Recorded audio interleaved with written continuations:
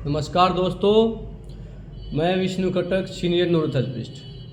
तो आज हम बात करेंगे हमें आईबीएस में कौन कौन सी चीज़ें खानी चाहिए।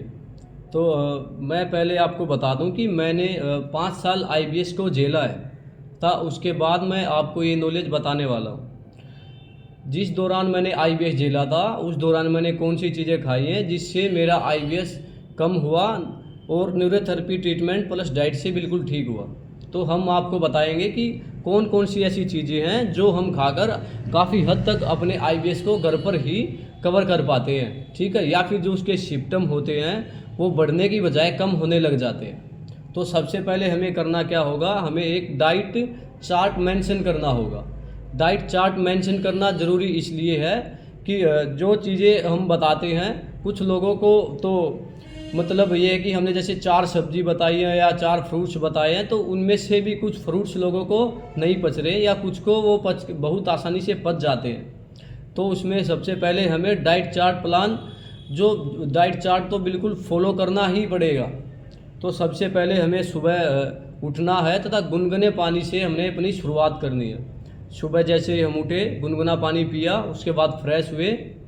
उसके बाद में हमें किस प्रकार के मतलब नाश्ता क्या करना है। देखो, नाश्ते में हम 3 चीज़ें बताते हैं, ओट्स, पोहा और दलिया। आप दलिया भी खा सकते हो, ओट्स भी खा सकते हो, पोहा भी खा सकते हो। तो इसी में हमारा डाइट चार्ट आ गया। हमें तीनों चीज़ें खाकर ये देखना होगा कौन सी ऐसी चीज़ है जो हमें आसानी से डाइजेस्ट हो रही है तथा हमारे पाचन क्रिया पे उसका कोई प्रभाव नहीं पड़ रहा है जिससे हमारी बीमारी बढ़ ना रही हो, ठीक है। जैसे किसी को गैस बनने लग जाती है पोहा खाने से या कुछ और होने लग जाता है, तो इन तीनों चीज़ों को खा के हमें चेक करना होगा कि पोहा हमें अच्छे से सूट हो रहा है, दलिया हमें अच्छे से सूट हो रहा है या फिर हमें ओट्स अच्छे से सूट हो रहा है। उसके बाद हमें दोपहर के नाश्ते में किस प्रकार से अथवा क्या खाना है। देखो, सब्जी में हमें जैसे सब्जी में हम परवल ले सकते हैं, लौकी ले सकते हैं, तोरी ले सकते हैं, या बिना छिलके की मूंग दाल भी हम ले सकते हैं।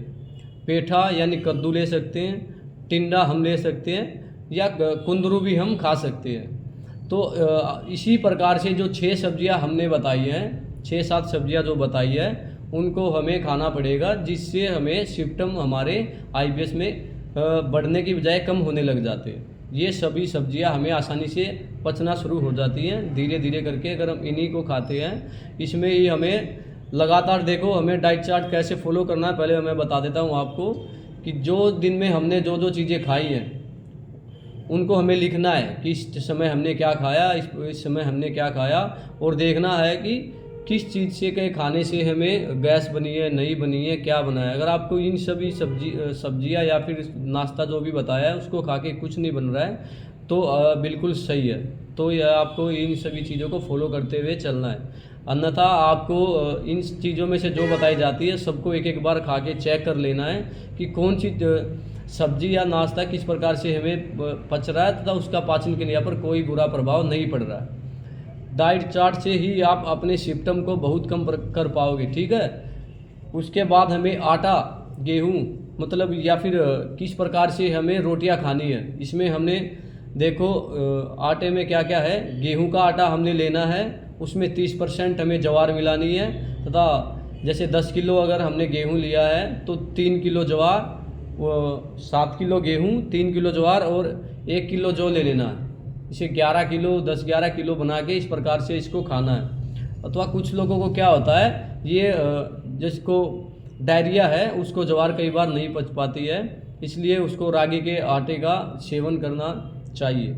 अगर रागी का आटा भी आपको नहीं पच रहा है तो आपको केवल और केवल गेहूं नॉर्मल तरीके से ही खाना चाहिए। इसलिए मैं आपको बता रहा हूं कि डाइट चार्ट प्लान जो आपके लिए है, डाइट चार्ट को आपको फॉलो करना कितना महत्वपूर्ण है। डाइट चार्ट फॉलो आपको ज़रूर करना पड़ेगा।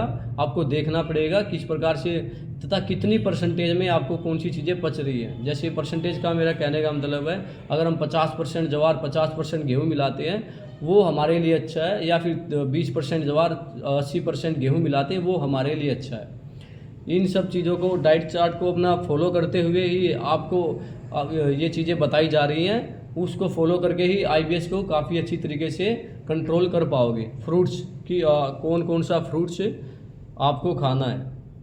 फ्रूट्स में क्या है देखो, हम अनार ले सकते हैं, अमरूद ले सकते हैं, अनाशपाती ले सकते हैं, गब्बू गोसा ले सकते हैं। सेब भी हमें किसी किसी को पच जाती है, अथवा केला भी किसी किसी को पच जाता है। कुछ लोग बताते हैं कि सेब खट्टी हो तो खाओ, सेब मीठी हो तो खाओ, केला ऐसा है तो खाओ। ये बिल्कुल नहीं है। आपको देखना है कि आपने सेब खाया है, उससे आपको क्या प्रभाव पड़ रहा है, केला आपने खाया क्या प्रभाव पड़ रहा है। कुछ लोग ऐसे ही बोल देते हैं सेब खाओ, केला खाओ, ये खाओ, वो खाओ। बिल्कुल नहीं करना है ऐसा।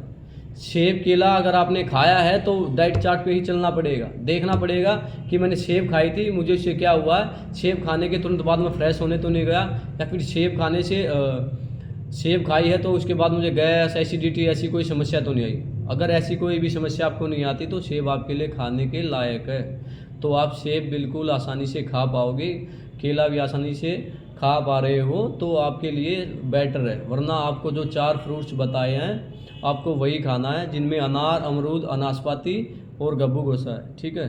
गब्बू गोसा नाशपाती की तरह एक फ्रूट्स होता है, उसे आप यूट्यूब या किसी भी गूगल पे सर्च कर लोगे तो मिल जाएगा। उसके बाद आपको क्या करना है, छाछ आदि भी आप ले सकते हो, बिल्कुल हल्की छाछ। ठीक है। जो बिल्कुल हल्की और नॉर्मल छाछ होती है वो आईबीएस वालों के लिए ठीक होती है। उससे क्या होता है, आईबीएस थोड़ा हमारा जैसे आईबीएस वाला बहुत कमज़ोर हो जाता है, थोड़ी बहुत ताकत उसमें मिलती है। इसके बाद कौन सी चीज़ें नहीं खानी है, दूध या दूध से बनी चीज़ें तो आपके लिए जहर है। दूध या दूध से बनी चीज़ें आपको बिल्कुल नहीं खानी है। जैसे मैंने छाछ के लिए बोला है तो छाछ आप केवल पतली वाली छाछ जो बिल्कुल पानी पंगल होती है, नॉर्मल, वो ले सकते हैं। कोई भी तली हुई चीज़ें आपको बिल्कुल नहीं खानी है, भुनी हुई चीज़ें आपको बिल्कुल नहीं खानी है। दूध या दूध से चीज़ें आपके लिए एक जहर की तरह है। जैसे दूध या दूध से बनी चीज़ें आप लेते हो तो आपके सिम्टम कम नहीं होते, बिल्कुल बहुत ज़्यादा बढ़ जाते हैं। जिसके दूध या दूध से बनी चीज़ें आपको बिल्कुल नहीं खाना है। और सबसे मेन चीज़ जो मैंने आपको बताई है वो आपके लिए होगा डाइट चार्ट। डाइट चार्ट को आपको मेंशन करके चलना ही होगा।